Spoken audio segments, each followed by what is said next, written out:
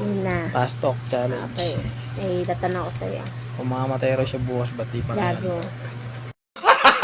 Gago! Mahal mo ba ako?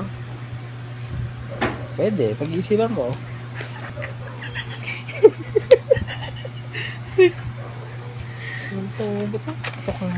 Sino mas maganda, ex mo or ako? Ha? Mas maganda? Tinatanong ko ba yan? Ina mo sumagot ko maayos. Siyempre, yung ex ko dati. Diba? Tigilan na yung pagtang